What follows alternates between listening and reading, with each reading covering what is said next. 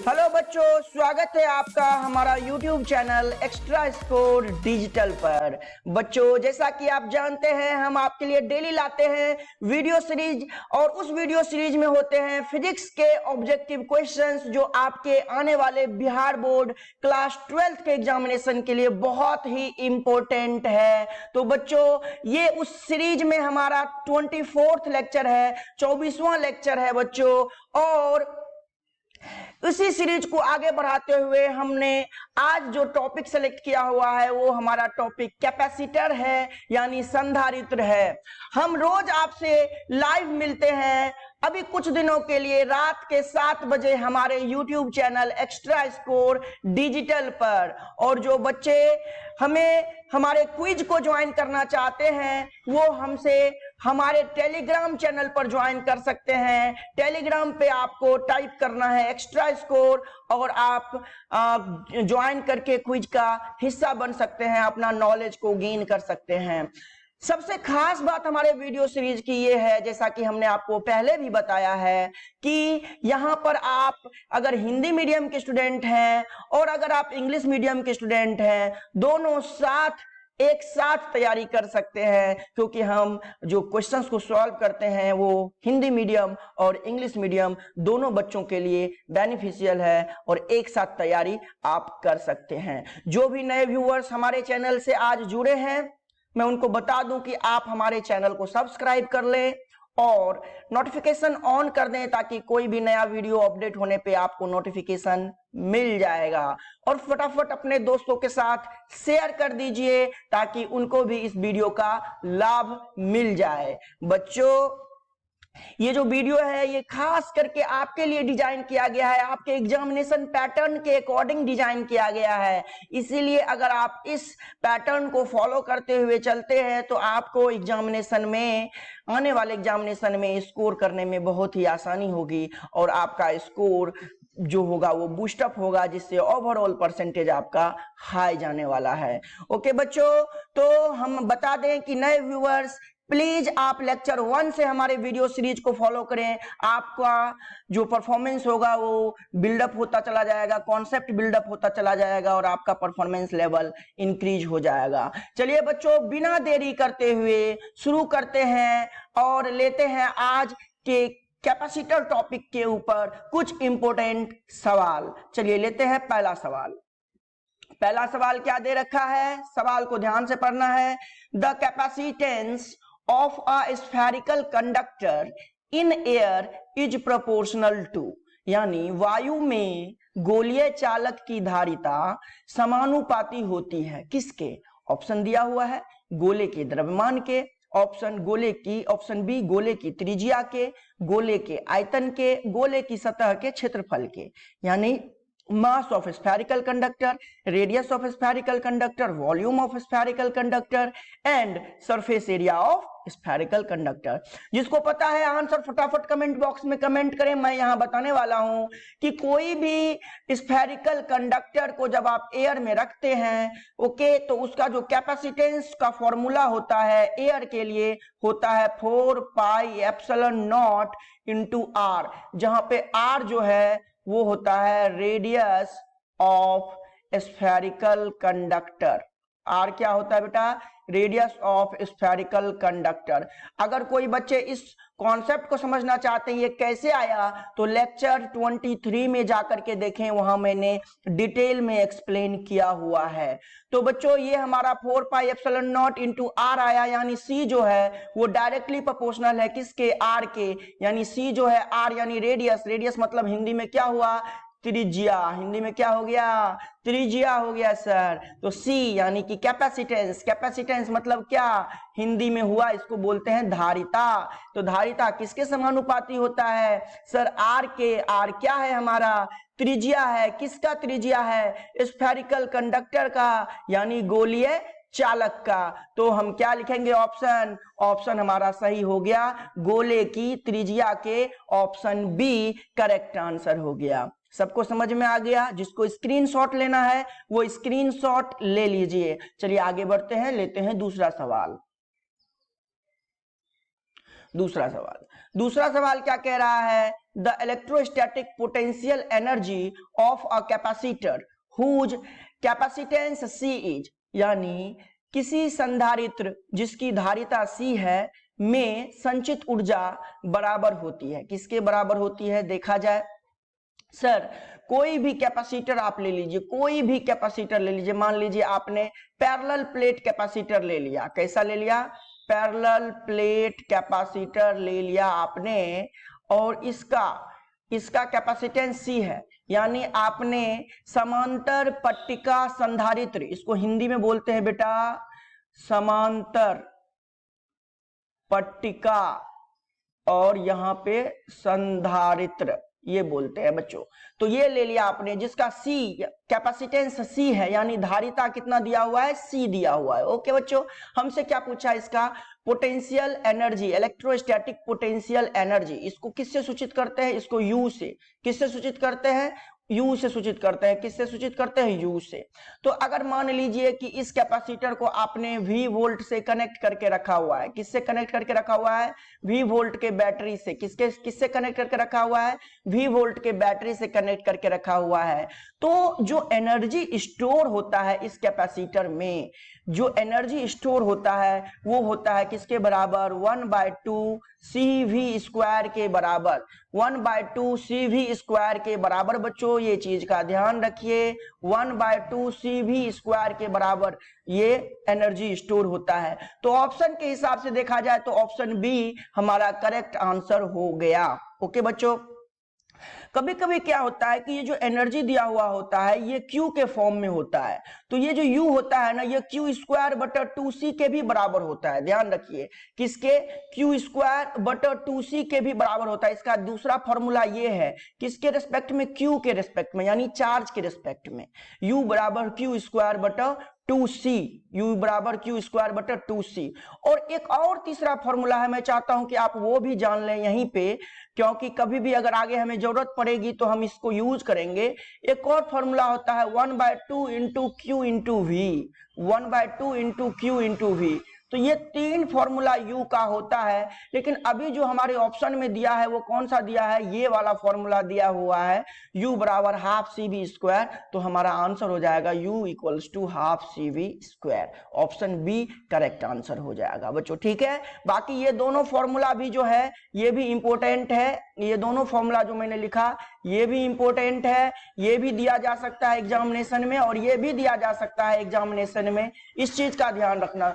दूसरा एक और खास चीज, कभी कभी हमें इसका यूनिट भी पूछ लेगा, तो इसका जो यूनिट होता है SI यूनिट, कोई भी एनर्जी हो उसका SI यूनिट जूल होता है, इस बात का ध्यान रखना है, कोई भी एनर्जी हो। ठीक है, चलिए आगे बढ़े, आगे लेते हैं तीसरा सवाल। जिसको भी स्क्रीनशॉट लेना है वो स्क्रीनशॉट ले सकता है। चलिए आगे बढ़ते हैं, तीसरा सवाल सीखते हैं। तीसरा सवाल क्या दे रखा है, न्यूमेरिकल है, सीखिएगा।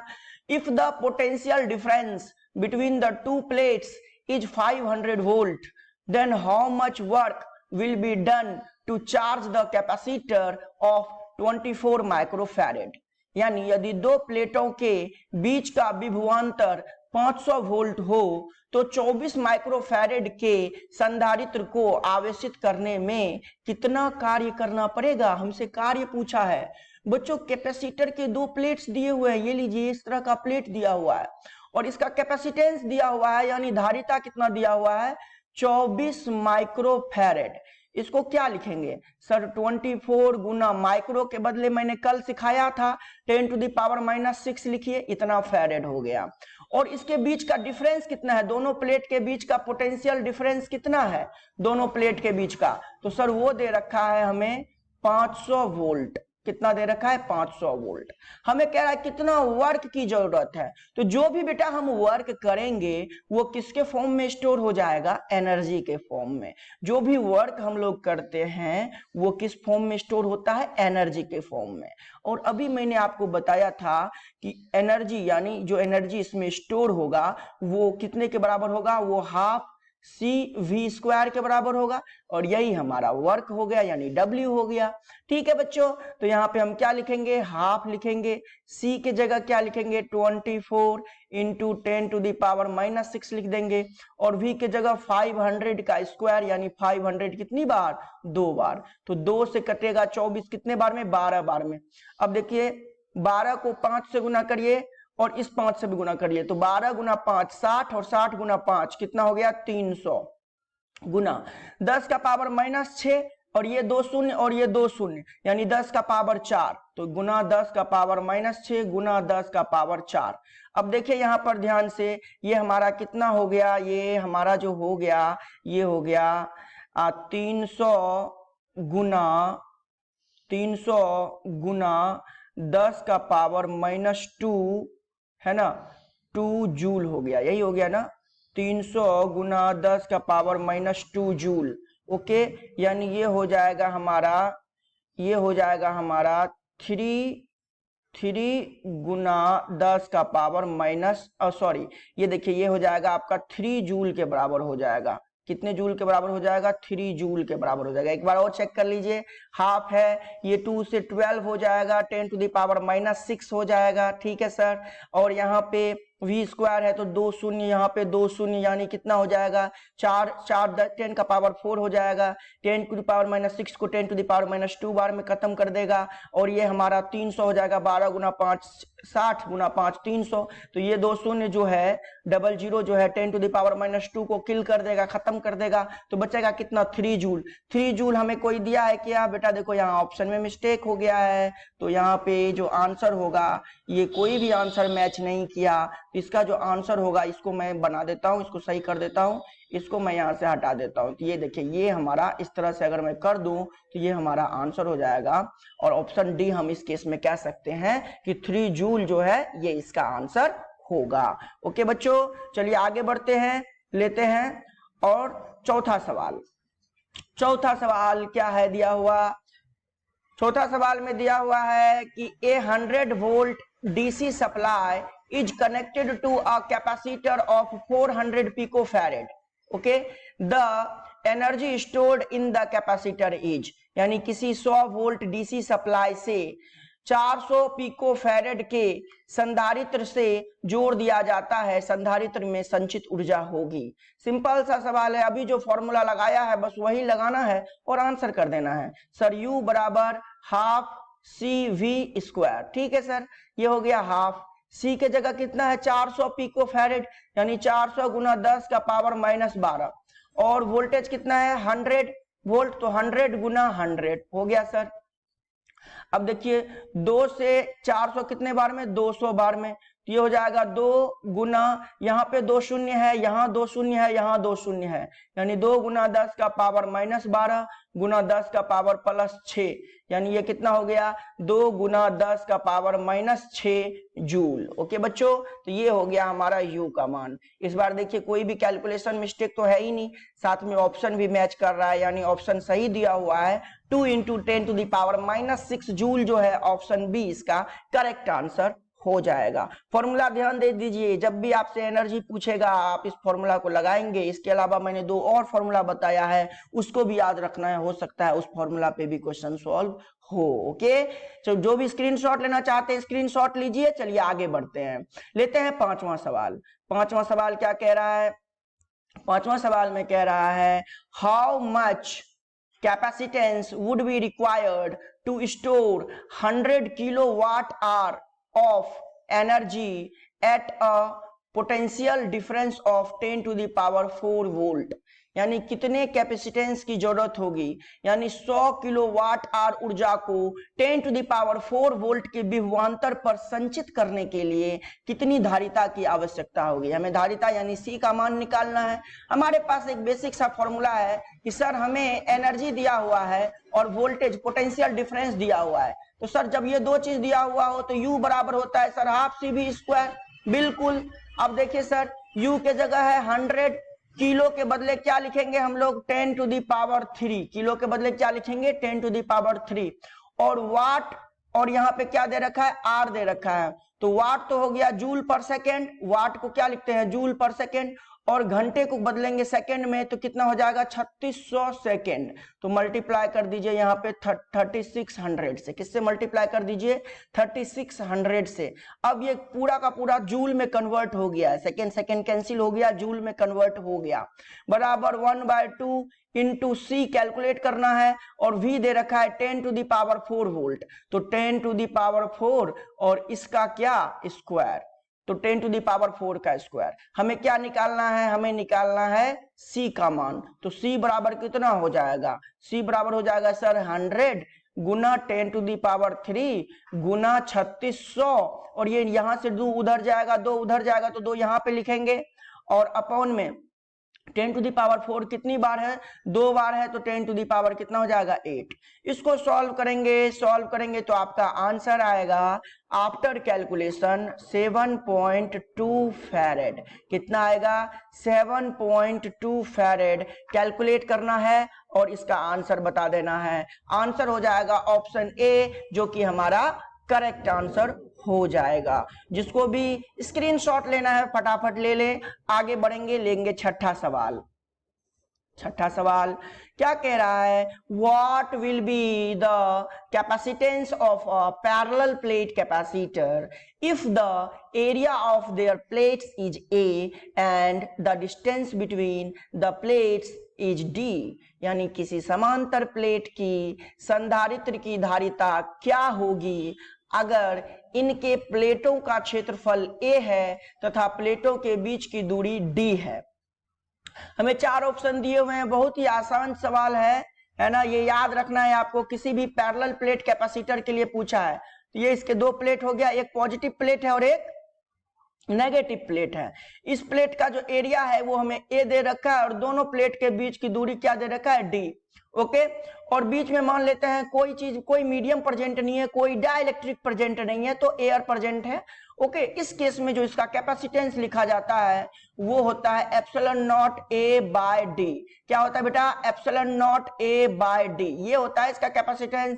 याद करिए, कई सारा सवाल इसके ऊपर बेस होगा आपके लिए न्यूमेरिकल के फॉर्म में, या फिर इसी तरह के सवाल, यही सवाल आपको डायरेक्टली एग्जामिनेशन में पूछा जा सकता है। तो आंसर हो गया ε0a/d। जल्दी से कमेंट करके बताइए कौन सा ऑप्शन सही दिख रहा है। Option C equals to ε0a/d। Okay बच्चों, आगे बढ़े, अगला सवाल लेते हैं। 7वां सवाल। 7वां सवाल क्या दे रखा है? ध्यान से पढ़िए। What will be the plate area of a parallel plate capacitor of capacitance 2 farad if the distance between the plates is 0.5 centimetre. यानी 2 फैरेड के समांतर पट संधारित्र के प्लेट का क्षेत्रफल क्या होगा अगर प्लेटों के बीच की दूरी 0.5 सेंटीमीटर है। बच्चों, हमसे क्या पूछा? हमें दे रखा है सर पैरेलल प्लेट कैपेसिटर। क्या दे रखा है?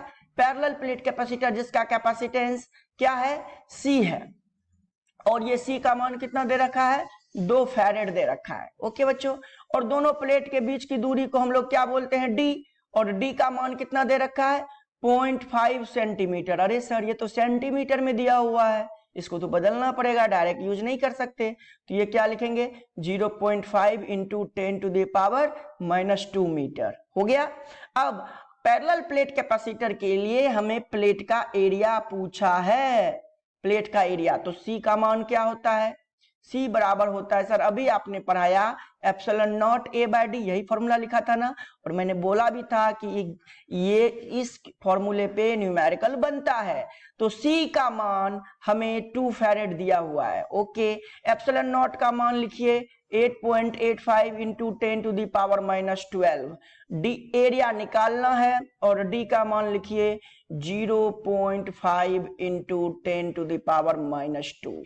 ओके, चलिए सब लोग कैलकुलेट करना शुरू कर दीजिए, मैं भी कैलकुलेट करता हूं। तो A बराबर हो जाएगा 2 इंटू 0.5 इंटू 10⁻² अपॉन में 8.85 इंटू 10⁻12, ये हो जाएगा।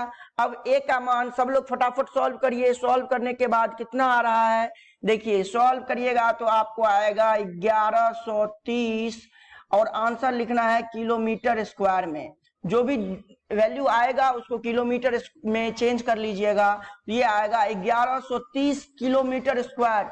सोचिए कितना लार्ज प्लेट हमको बनाना पड़ेगा, इसीलिए ऐसा प्लेट बनाना जो है वो इम्पॉसिबल है, असंभव है, क्योंकि इतने स्क्वायर किलोमीटर का प्लेट 1130 स्क्वायर किलोमीटर एक बहुत लार्ज एरिया होता है। ओके बच्चों, तो जो कि प्रैक्टिकल नहीं है, प्रैक्टिकली पॉसिबल नहीं है। तो फिलहाल हमें तो आंसर पूछा है, तो हमारा तो आंसर ऑप्शन ए हो जाएगा, इसमें कोई डाउट नहीं है। आप कैलकुलेशन करके आंसर को क्रॉस चेक कर सकते हैं। चलिए स्क्रीनशॉट ले लीजिए, मैं आगे बढ़ूंगा। अगला सवाल क्या कहता है, 8वां नंबर का सवाल देखिए।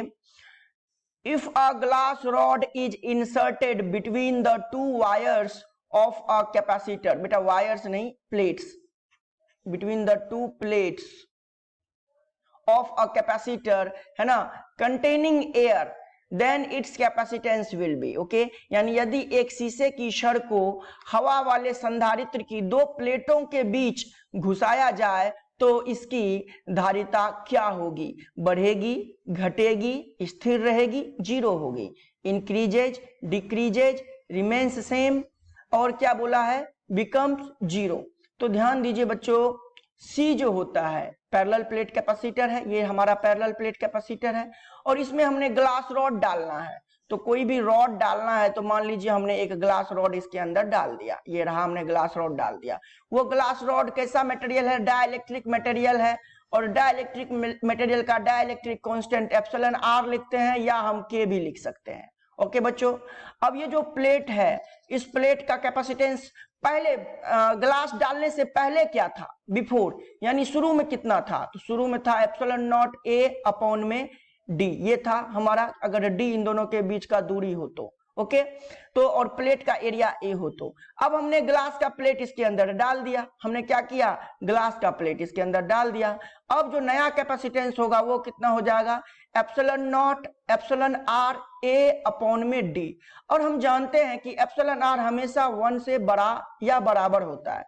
चूंकि हमने डाइलेक्ट्रिक सब्सटेंस डाला है तो एप्सिलॉन आर का मान ग्रेटर देन 1 होगा, इस बात का हमको ध्यान रखना है ना, ग्रेटर देन 1 होगा किसी भी डाइलेक्ट्रिक सब्सटेंस के लिए, किसी भी डाइलेक्ट्रिक यानी परावैद्युत पदार्थ के लिए। तो चूंकि एप्सिलॉन आर ग्रेटर देन 1 हो गया, इसका मतलब सी डैश का मान सी से ज्यादा हो जाएगा, सी डैश का मान सी से ज्यादा हो गया क्योंकि एप्सिलॉन आर ग्रेटर देन 1 है। ओके, तो सी डैश का मान सी से ज्यादा हो गया, उसी कंडीशन में इसका मतलब क्या हो जाएगा, ऑप्शन बढ़ेगी, इसकी धारिता जो होगी ग्लास रॉड डालने के बाद इंक्रीज होगी। अब बच्चों आप डायरेक्टली तो याद कर लेते हो, लेकिन आपको कॉन्सेप्ट पता नहीं होता, यहीं पे आप मात खा जाते हो। जब बढ़ेगी, घटेगी, स्थिर रहेगी वाले 4 सवाल आपके दिमाग में घुस जाते हैं तो आप भूल जाते हो कि किस में बढ़ेगी था याद किए हुए और किस में घटेगी याद किए हुए था। इसलिए मैं कहता हूं कि फोकस ऑन योर कॉन्सेप्ट, मैं जो बता रहा हूं इस पे फोकस करिए, आपका गलती होने का चांस 0 हो जाएगा। ओके बच्चों, ऑप्शंस की तरह। चलिए अगला सवाल लेते हैं, स्क्रीनशॉट ले लीजिए। 8वां के बाद 9वां सवाल। 9वां सवाल क्या कह रहा है, बहुत आसान सवाल है, ध्यान दीजिएगा। कह रहा है 3 capacitors each of capacitance C are connected in series, their equivalent capacitance is, यानी 3 संधारित्र जिनमें प्रत्येक की धारिता C है, श्रेणी क्रम में जुड़े हैं, उनकी तुल्य धारिता है। ध्यान से देखिए, श्रेणी क्रम में जुड़ने का क्या मतलब होता है, इसको समझिए। ये है हमारा श्रेणी क्रम, ये हमारा कौन सा क्रम, श्रेणी क्रम। कैसे कहेंगे सर ये श्रेणी क्रम है, ये भी समझ लीजिए, आज यहीं पे समझ लीजिए। जब ये हमने वोल्टेज V से, पोटेंशियल डिफरेंस V से इसको कनेक्ट किया, यानी V वोल्ट की बैटरी लगा दी तीनों प्लेट में, ये मान लीजिए हमारा C1 है, ये मान लीजिए C2 है, ये मान लीजिए C3 है। अब जो चार्ज यहां से फ्लो किया, अगर वही चार्ज सारे प्लेट से फ्लो कर जाए, सेम चार्ज सारे प्लेट से फ्लो कर जाए, तब इसको कौन सा कॉम्बिनेशन कहा जाता है, सीरीज, यानी श्रेणी क्रम कहा जाता है। जब सभी कैपेसिटर से सेम चार्ज फ्लो हो रहा हो तो उसको सीरीज कहा जाता है, श्रेणी क्रम कहा जाता है। इस कंडीशन में 1/C इक्विवेलेंट बराबर होता है 1/C1 plus 1/C2 plus 1/C3 के। ये फॉर्मूला याद रख लीजिएगा समतुल्य धारिता निकालने के लिए। ओके, अब यहां पे क्या दे रखा है सर, तीनों का कैपेसिटेंस C है, यानी C1 भी C है, C2 भी C है और C3 भी C है। तो 1/c इक्विवेलेंट हम लोग कितना लिखेंगे सर? तो 1/c1 के जगह c, फिर 1/c2 के जगह c, c2 के जगह c, फिर 1/c3 के जगह भी c। तो ये क्या हो जाएगा सर? 1/c इक्विवेलेंट बराबर 3/c हो जाएगा ना। तो यहां से c इक्विवेलेंट कितना हो जाएगा? c इक्विवेलेंट हो जाएगा c/3। c इक्विवेलेंट कितना हो जाएगा? c/3। कौन सा ऑप्शन मैच किया? ऑप्शन सी मैच किया, यानी 9 का आंसर हो जाएगा ऑप्शन सी। जिसको स्क्रीनशॉट लेना है स्क्रीनशॉट ले लो, बहुत अच्छा कॉन्सेप्ट है जिसके ऊपर न्यूमेरिकल पूछे जाएंगे। ओके बच्चों, अगला सवाल लेते हैं और ये आज के वीडियो सीरीज का आखिरी सवाल है, ये सवाल नंबर 10। चलिए 10 में करेंगे हम लोग बस। ओके, सो यहाँ पे है 3 capacitors each of capacitance C are connected in parallel, their equivalent capacitance is, यानी 3 संधारित्र जिनमें प्रत्येक की धारिता C है, समांतर क्रम में जुड़े हैं, उनकी तुल्य धारिता है। ध्यान से देखिए, फिर से कॉन्सेप्ट समझेंगे। ये हमारा एक कैपेसिटर, ये हमारा दूसरा कैपेसिटर, ये हमारा तीसरा कैपेसिटर, तीनों कैपेसिटर हो गया। अब हमने क्या किया? इसको एक बैटरी से जोड़ दिया। ये देखिए, ये बैटरी से हमने जोड़ दिया है ना। तो ये हमारा C1 मान लीजिए, ये C2 मान लीजिए, ये C3 मान लीजिए। अब मान लीजिए V वोल्ट के बैटरी से जोड़ने के बाद यहाँ से चार्ज का फ्लो हुआ, Q चार्ज फ्लो होना शुरू हुआ, Q चार्ज यहाँ आया। अब इस जगह पे आने के बाद Q को कितने रास्ते मिलेंगे? 3 रास्ते, एक इधर, एक इधर, एक इधर। मान लीजिए इसमें Q1 गया, इसमें Q2 गया और इसमें Q3 गया। फिर ये यहाँ पे आकर के मिल जाएंगे, ये सभी आकर के यहाँ पे मिल जाएंगे। मिल जाएंगे कि नहीं मिल जाएंगे? और फिर से क्या बन जाएंगे? Q। तो जब भी चार्ज डिवाइड हो जाए, तो जिस जिस कैपेसिटर में डिवाइड होगा वो कैपेसिटर पैरेलल कॉम्बिनेशन में होगा। किस कॉम्बिनेशन में? पैरेलल कॉम्बिनेशन, यानी समांतर क्रम में होगा। और इस कंडीशन में C इक्विवेलेंट का फॉर्मूला होगा C1 + C2 + C3। सीधा सीधी जोड़ दीजिएगा, C1 + C2 + C3, सीधा सीधी जोड़ दीजिए। ओके, अब हमारा आंसर हम लोग निकालेंगे तो हमें तीनों का वैल्यू C दे रखा है, यानी C1, C2 और C3 तीनों C के बराबर है। तो C इक्विवेलेंट कितना हो जाएगा? C + C + C, यानी ये हो जाएगा 3C। यानी C इक्विवेलेंट का मान, यानी तुल्य धारिता जो हो जाएगा वो 3C हो जाएगा। और ये आपका आंसर है। कौन सा ऑप्शन मैच किया? ऑप्शन ए मैच कर गया सर। तो इस तरह के और भी सवाल आने वाले हैं आपके अगले वीडियो सीरीज में आपके लिए। तो बच्चों एकदम फोकस हो जाइए, जो फॉर्मूला बता रहा हूं, जो कॉन्सेप्ट बता रहा हूं उसको लिखिए या फिर बार बार वीडियो देखिए। आपका जो वीडियो देखते देखते आपको याद हो जाएगा और फिर आपको दोबारा कहीं से भी पढ़ने की जरूरत नहीं पड़ेगी। तो चलिए बच्चों, ये हमारा आज का आखिरी सवाल था। मैं फिर से बता दूं, जो भी नए व्यूअर्स हमारे साथ जुड़े हैं, आप हमारे ऐसे ही वीडियोज को देखने के लिए, अपने स्कोर को बूस्टअप करने के लिए सबसे पहले अपने हमारे चैनल को सब्सक्राइब कर दें और नोटिफिकेशन ऑन कर दें और फटाफट अपने दोस्तों के साथ शेयर भी कर दें ताकि उनको भी फायदा मिल जाएगा। Thank you so much. इसी तरह बने रहिए, हमें अपना प्यार देते रहिए। हमारी शुभकामनाएं हमेशा आपके साथ है और रहेगी। Thank you so much. Thank you.